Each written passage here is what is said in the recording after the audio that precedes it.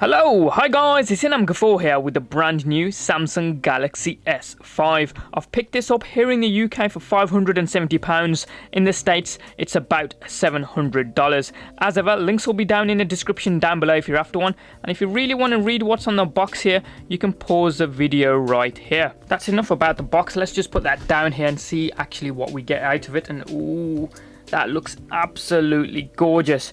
Obviously this is charcoal black. We'll just put that down for a second, see what else we get out of the box here. First up, we've got the paperwork consisting of health and safety information, warranty information, and a quick user guide. You can see the model number there as being SM-G900F. The final character will vary depending on what market you actually buy your handset in. Up next, you have the 3-pin UK charging adapter with the Samsung branding across the one end, and at the other you've got the standard 3 pins. The third one you have to slide up like so in order for it to fit the wall, and underneath you've got the USB port. Following the power adapter, we've got the standard USB data transfer and charging lead, which is made up of a standard USB 2.0 connector along the one side and a micro USB 2.0 connector along the other, which is interesting because the S5 includes a micro USB 3.0 port for data transfer and charging, and they've only included a micro USB 2.0 cable here.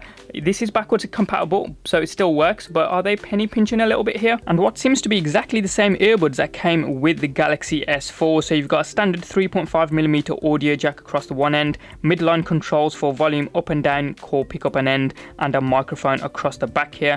And if I can grab a hold of an earbud itself, Samsung branded, pure white with a silicone bud across the end with a chrome driver, as you can see in the middle there. You've also got a selection of spare earbuds if the standard ones do not fit your ear size. Finally, out the box, we've got the 2800 mAh NFC enabled battery. And finally, the star of the show itself, the charcoal black Galaxy S5. So here we go. We'll tear off the front first of all. You ready? 3, 2, 1. Oh, that sounded good. Let's take off the back. Ready? There we go. That sounded good. We've got this dotted effect across the back, kind of dimple effect here.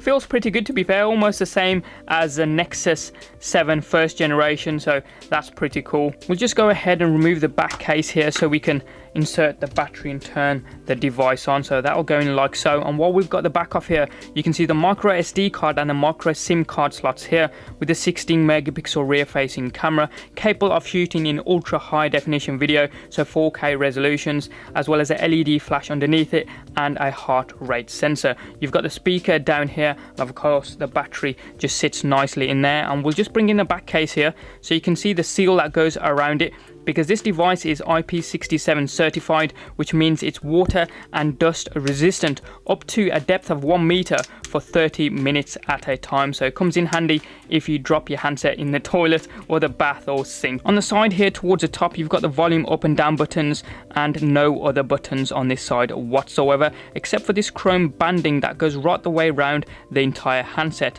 Along the other side, you've got a dedicated power button, and again, no other buttons down here whatsoever. At the top, you've got a 3.5mm audio jack, a secondary noise cancelling microphone, and a IR blaster.